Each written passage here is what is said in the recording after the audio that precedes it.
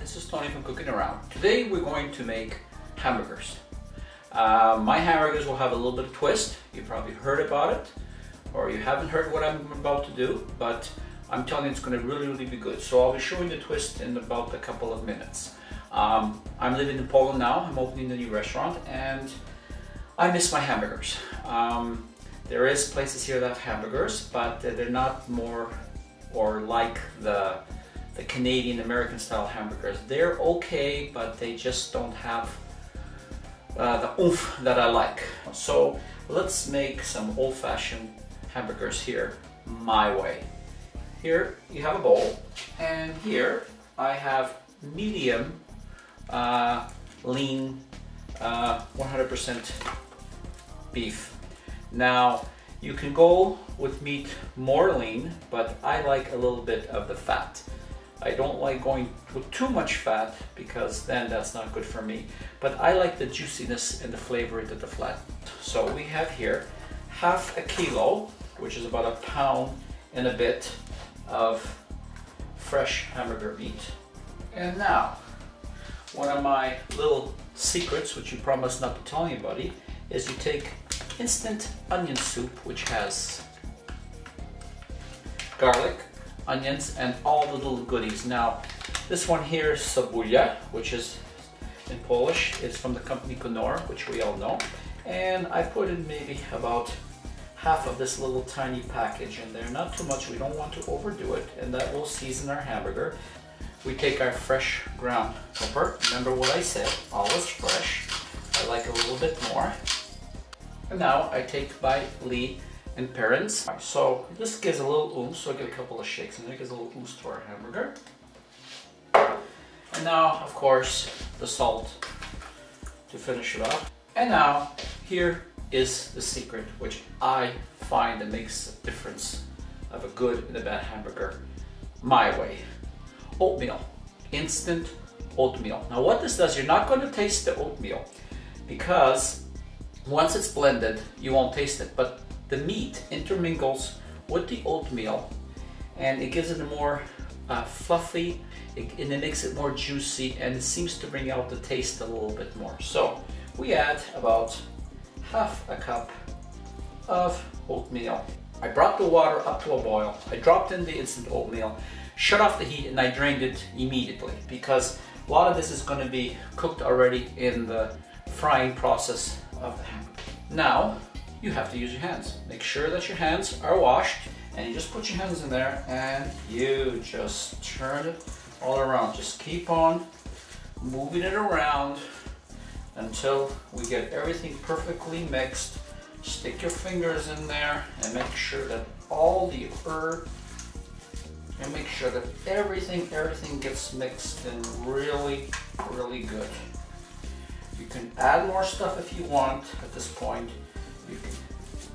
It's whatever makes you happy. Nobody says that because I like it this way, it is the right way.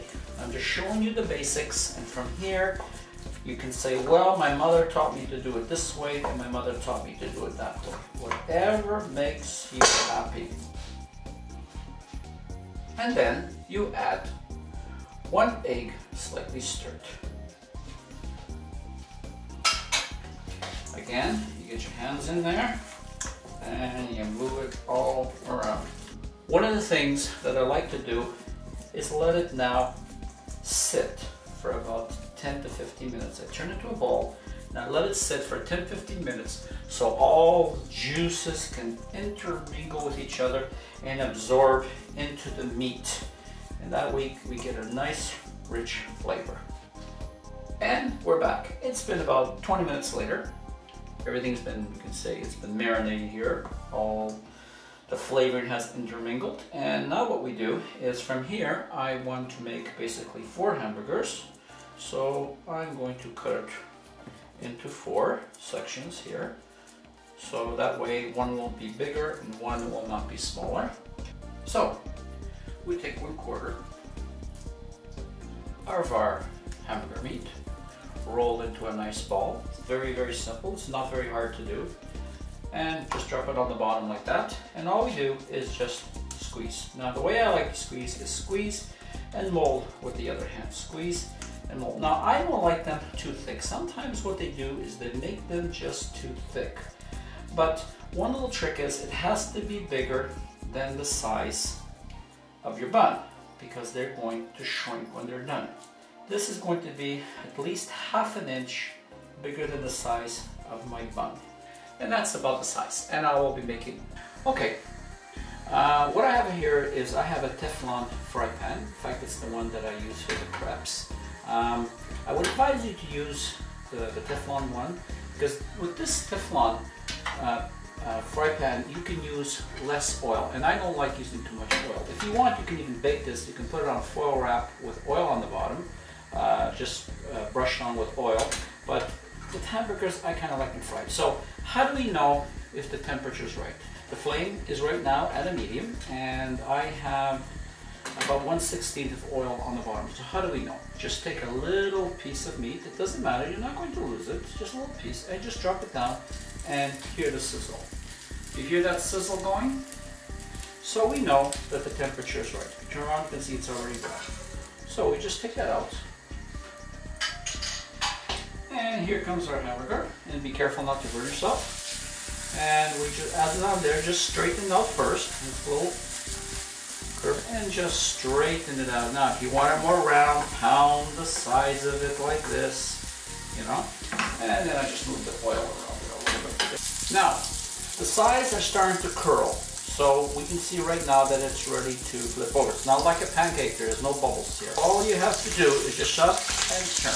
That's all we do. Lower the heat at this point, because we don't want to overcook it.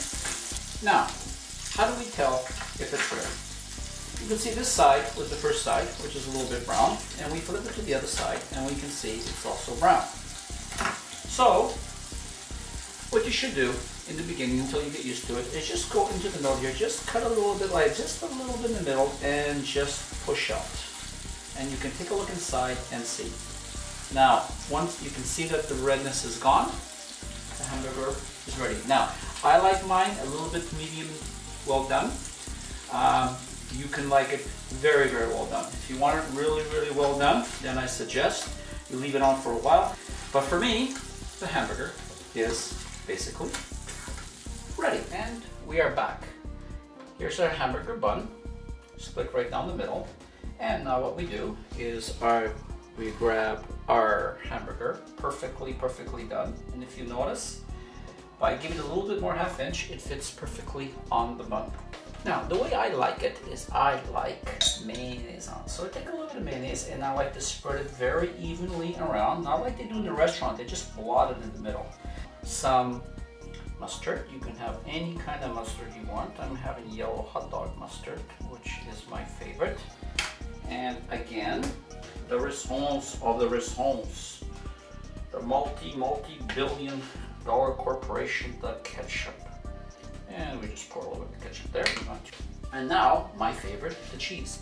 I like to grind up my own cheese. I don't like putting those flat cheddar type. This one is a Polish cheese. It's very mild. I don't know the name of it, but it is very almost towards Gouda. And you just take that and you just pour that cheese on there. I don't even like it melted. I like it just like that. So you just pour the cheese on there like that. And now with the onions, I don't like to overpower the taste with the onions. I don't like that big round slice on top. So what I do is I very thinly slice the onions like that, and I just add them just like this. You know, we are going to add the lettuce. I like this type of lettuce. It has been washed already. And we just put the lettuce in like that. And there is our perfect hamburger. And now, you know me, it's time for the taste test.